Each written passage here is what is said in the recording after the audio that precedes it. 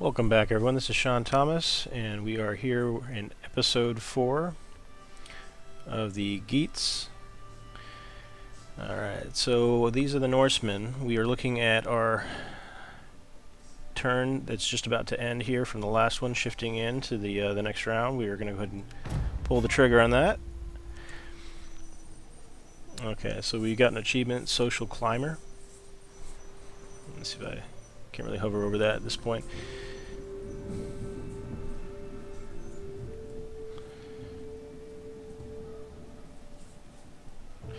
Can't yet see any Western Roman Empire mobilizing against us. Likely they're going to be having their hands full with their northern and southern neighbors. We went to war with them, but that's kind of on hold at the moment. So we've got devotion. So this fellow, we fought really hard to get him into his position. He's a young guy. The guy that wanted to apply for the position was in his 60s, and actually our High King, I'm not quite sure why he was wanting to be a companion or blocking it. So at this point we've got a very powerful and happy Gotrek.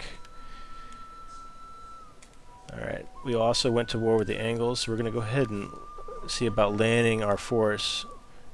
It looks like we can get over just south. It's going to take us the entire turn there. We could also cut through our neighbors here. Now, it might be beneficial for us to get off on our friendly border. That way we don't pick up the Angles' aggression immediately. We might not even be visible to them. So let's go ahead and backtrack slightly, disembark from the boats. And we've got our neighbors here, the Danes, that are actually at war with the Angles. So with our troops here, we could pick up a few mercenaries. At this point, we're just starting to pull back some of our cash. We're getting into the 60s now as far as income after expenses. We have some options here for whether to fortify our current location. Because we are in winter, let's see if it'll allow us to camp. So we zoom in a little bit.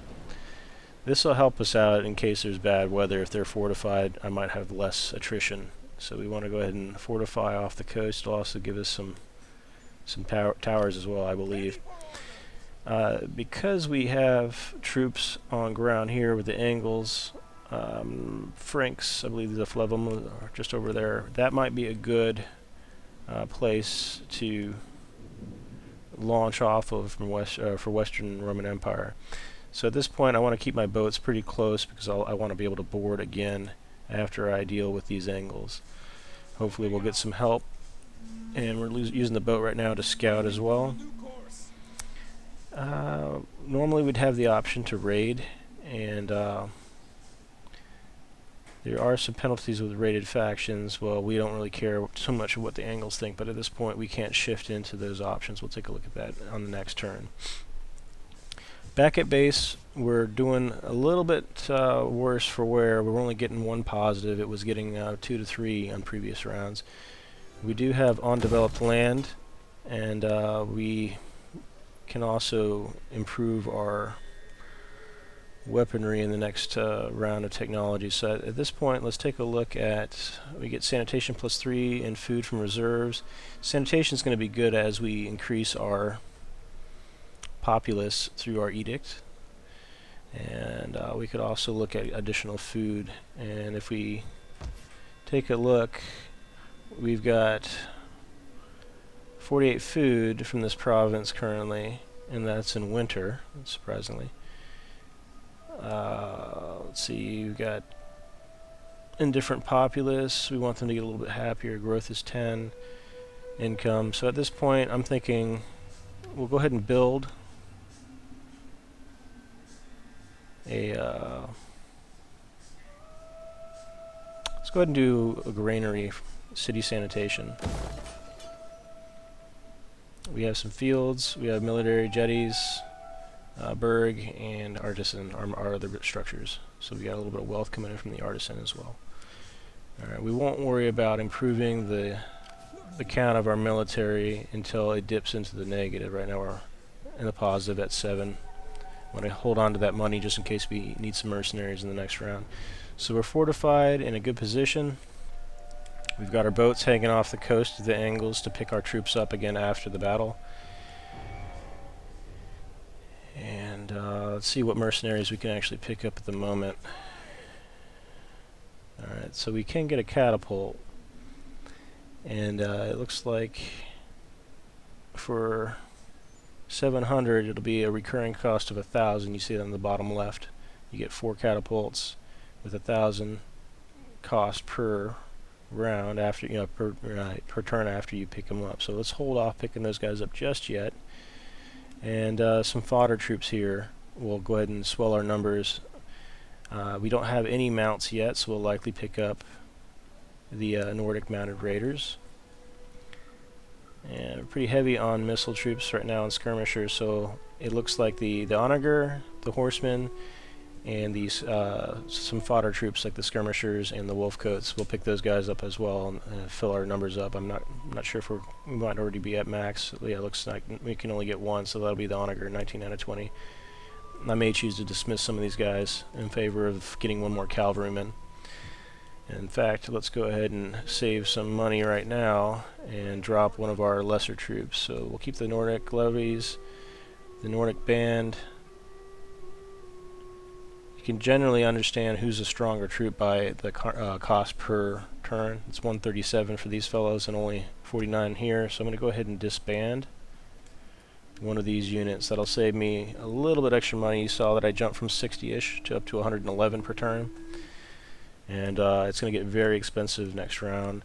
It does not look like this is a walled city, so that'll be our next battle will be in the next round. So I'm going to go ahead and carry this episode into that attack. So let's go ahead and see how our turn fares for us.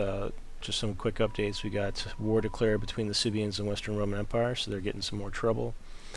Let's take a look at where the Suebians are. If we look at our diplomacy map, we can hover over. So Caledonians are to the north. I don't think we have met yet the Suebians, but I imagine they're to the south. So it looks like Western Roman Empire, somebody down here is going to war with them. The Suebians. Alright.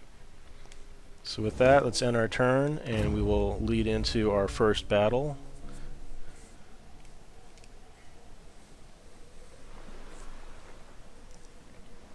So the Franks are patrolling the coast near the Western Roman Empire.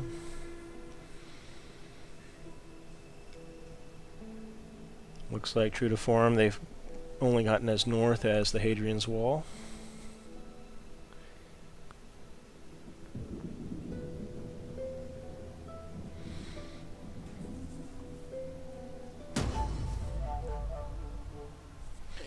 So we've established ourselves as noteworthy as our Imperium level, and so this has given us a little bit of an addition. We've got, instead of just 2 armies, we can now get 4. We can go to 2 fleets and 2 governors. We also have spies, priests, and champions, which we have not yet recruited. And we'll take a look at that coming up. And then we've got a mission issued, so war coordination. Our ally asked that we raid the region to disrupt enemies' trade. Alright, it's raid a settlement or a trade route belonging to the Western Roman Empire. So we've taken a little bit of time in actually doing anything warlike with the Western Roman Empire, and so now they're trying to sweeten the pot. They're going to give us 1,000 and just ask that we raid something of theirs, do something productive.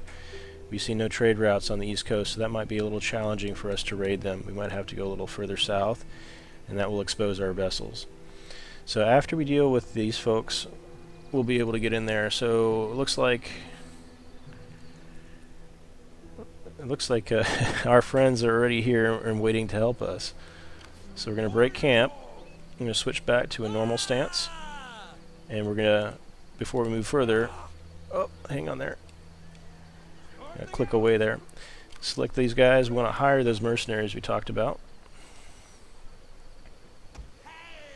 Go ahead and pick up the mounted cavalry.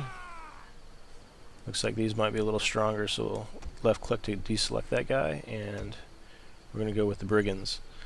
Alright, so now that they're selected, we want to hit the money bag. That'll hire these folks. So now we look at our per turn, we're going in the negative, so we're going to want to win this battle before we hit end turn. If we attack this fella here, that will bring the garrison out of the city, or we can attack the city and either scare away that unit or have both of them go to fight us, and we'll be battling in this city. So let's go ahead and go for a settlement combat. Alright, so our likelihood of winning is pretty high. We could auto-resolve. If we click on auto-resolve, we get options for aggressive stance, which says we might have higher casualties, a balance, which will give us no bonus, and then protective. If we have a lot of missile units, we'd likely want to go with protective, and then it'll expect lower casualties.